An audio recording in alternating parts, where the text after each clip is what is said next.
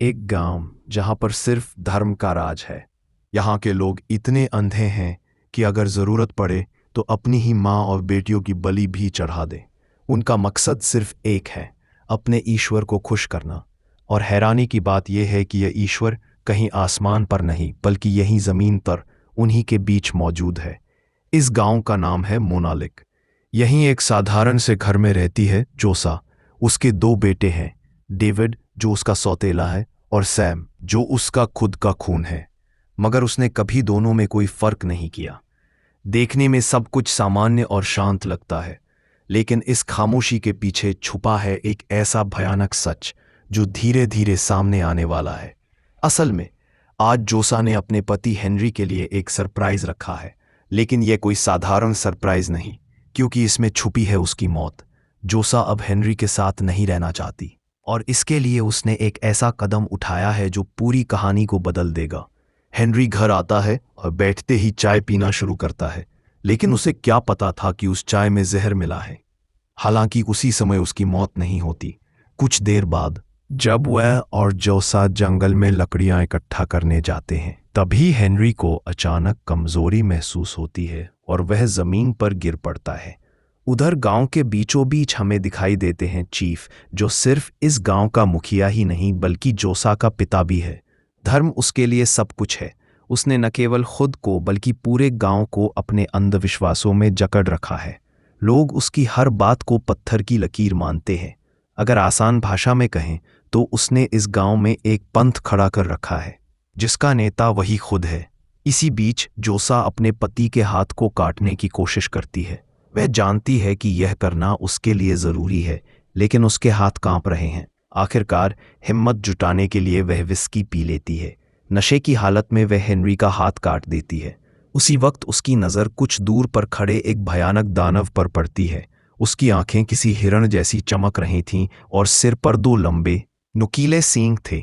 डरी सहमी और खून से लथपथ जोसा भागते हुए सभा में पहुंचती है, जहां गांव के सभी लोग जमा थे। उसे देखकर हर किसी की आंखें फटी की फटी रह जाती हैं, यहाँ तक कि उसका खुद का पिता चीफ भी अपनी बेटी को उस हालत में देखकर हक्का बक्का रह जाता है। अब कहानी में आता है जॉन। ये शख्स किसी खास वजह से चीफ के साथ रहता है और उसका काफ़ी करीबी माना जाता है। जब चीफ अपनी बेटी से सवाल करता है कि हेनरी के साथ क्या हुआ, तो जोसा कहती है कि ये सब उसकी गैर हाजिरी में हुआ। उसे नहीं पता कि किसने किया, मगर चीफ को अपनी ही बेटी पर भरोसा नहीं है। वह जॉन को आदेश देता है कि वह जोसा पर नज़र रखे और असली सच्चाई का पता लगाए। दोपहर का समय है, सूरज सिर पर तप रहा है और गांव की औरतें खेतों में काम कर रही हैं। उसी दौरान जोसा काम पर लेट होकर पहुंचती है। जैसे ही चीफ को इसका पता चलता है, उसका गुस्सा फूट पड़ता है। वह सबके सामने अपनी ही बेटी को डांटता है। असल में इस गांव में औरतों की कोई इज्जत नहीं। यहाँ औरतों को बस पैरों की धूल समझा जाता है। ये सोच गांव के हर आदमी के दिमाग में खुद चीफ ने ही भरी है। इसलिए औरतें भी यही मान चुकी हैं कि उनका अस्तित्व बस काम करने और मर्दों की सेवा करने तक ही सीमित है। काम के दौरान डेविड को कुछ औरतें ताने मारती हैं। वे उसे तिरस्कार भरी निगाहों से देखती हैं, लेकिन जोसा तुरंत आगे बढ़कर उसका बचाव करती है। तभी बातचीत का रुख बदलकर हेनरी पर आ जाता है। गांव की औरतें हेनरी की मौत पर ताना मारती हैं और धीरे धीरे बहस बढ़ने लगती है। इसी बीच एक अजीब घटना घटती है। एंड्रियो की बेटी अचानक चीखने लगती है और जमीन पर गिरकर अजीब हरकतें करने लगती है। लोग घबरा जाते हैं और इसे एक बुरी आत्मा का असर मान लेते हैं। औरतें तुरंत इसका इल्जाम जोसा पर लगा देती है। उनके मुताबिक जोसा चुड़ैल है और उसी ने एंड्रियो की बेटी को शाप दिया है। जैसे ही रात गिरी, गांव की हवा और भी ठंडी और रहस्यमयी हो गई। जोसा अपने घर के काम निपटा रही थी, लेकिन उसका दिमाग लगातार उसी दानव पर टिक गया था जो उसने पहले देखा था। तभी फ्रेड, जो एंड्रियो की बेटी का पिता था, उसके सामने आया। उसकी नज़रों में कुछ अजीब सा डर और साथ ही बुरी नीयत साफ झलक रही थी। उसने कोशिश की कि जोसा को पकड़कर कुछ गलत करे। यह वही दर्द था जिसके बारे में जोसा पहले ही चेतावनी दे चुकी थी। लेकिन तभी अचानक वही ब्लैक डीमन प्रकट हो गया। उसकी आंखें लाल, उसकी पूरी शक्ल खून से लथपथ और उसके हाथों में वो काला पदार्थ। डीमन ने जैसे ही फ्रेड को छुआ, उसके शरीर से खून ही खून निकलने लगा। जोसा ने छुपकर देखा और उसकी आंखों में डर और राहत दोनों थे। फ्रेड का खात्मा उसी की नज़रों के सामने हुआ। सुबह होने पर एंड्रियो भागती हुई जोसा के पास आई क्योंकि वह जंगल में लकड़ियां लेने जा रही थी। तभी उसके रास्ते में उसके खुद के पिता आ गए। उन्होंने अपनी बेटी का गला दबाते हुए कहा कि उसने एंड्रियो को धमकाना बंद करना होगा। जोसा ने शांत और ठंडी आवाज में जवाब दिया कि अब वे उसी की काबिल है। अब उनके खुद के भगवान बनने के दिन समाप्त हो चुके थे क्योंकि उन्होंने अपनी बेटी की शादी एक शैतान से कर दी थी। इस घटना के बाद एंड्रियो फिर से पीछे पीछे आई और कुछ ऐसा देखा कि उसकी आंखें फटी की फटी रह गई, लेकिन हमें नहीं पता कि उसने क्या देखा। अगले सीन में जॉन डेविड से मिलने आता है। दोनों पहले अच्छे दोस्त थे, लेकिन पारिवारिक मतभेदों की वजह से उनकी दोस्ती टूट गई थी। अब जॉन उसे माफी मांगता है और गले लगाता है। जॉन ने डेविड को बताया कि चीफ ने कहा है कि वह जोसा से शादी करे, लेकिन डेविड साफ कह देता है कि वह ऐसा नहीं करेगा क्योंकि उसका दिल किसी और पर है। तभी उसकी गर्दन पर अचानक वही काला पदार्थ लग जाता है जिसकी प्रकृति हमें अभी तक समझ नहीं आई। उस रात जॉन अंधेरे में सफेद कपड़ों में खड़ा था।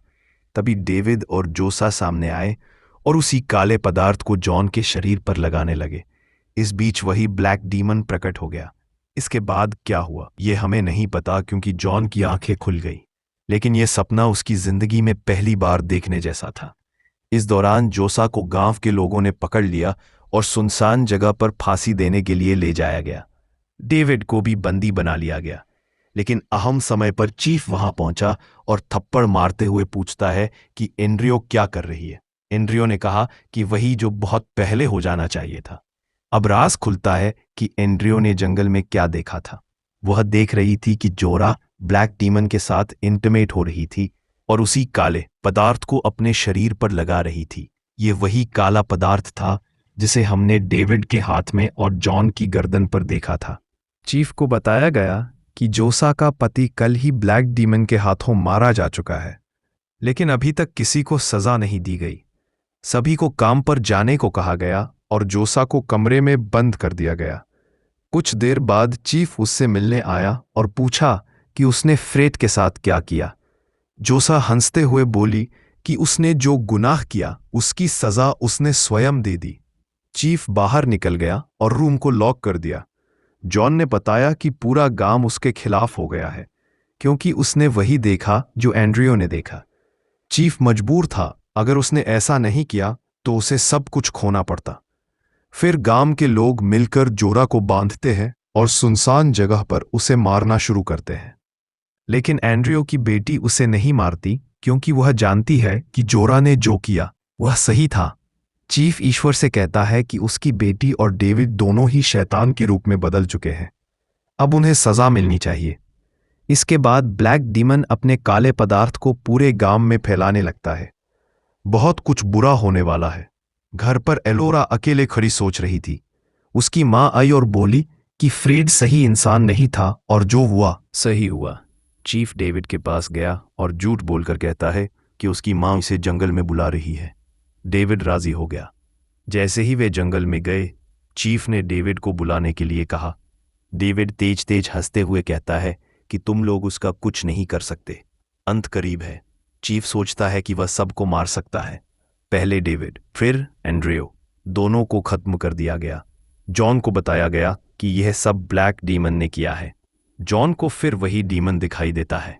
अंत में चीफ अपनी बेटी की देखभाल करता है। जोरा की आंख खुलती है और डेविड उसके सामने खड़ा है। वह वास्तव में जॉन था जो पूछ रहा है कि उस रात उसने उसके साथ क्या किया। जोरा अब पूरी तरह काले पदार्थ में घुल चुकी है। वह जॉन को मार डालती है, लेकिन तभी पीछे से वही डीमन आता है और जोरा को हंसने पर मजबूर कर देता है। कहानी का अंत यही होता है। ब्लैक डीमन अब पूरे गांव को धीरे धीरे अपने वश में करेगा और जो गुनहगार होंगे उन्हें सजा देगा। तो दोस्तों, यह थी मूवी टेक पर मोनालिक गांव की भयानक कहानी, जहां धर्म के नाम पर छुपे हैं अंधेरे रहस्य और डरावनी सच्चाई। अगर आपको यह कहानी पसंद आई हो तो वीडियो को लाइक और शेयर ज़रूर करें और मूवी टेप को सब्सक्राइब करना मत भूलिए ताकि आप हमारे अगले डरावने और रोमांचक वीडियो मिस न करें। नीचे कमेंट में हमें बताइए आपको कहानी का कौन सा हिस्सा सबसे ज़्यादा डरावना लगा। धन्यवाद दोस्तों देखने के लिए।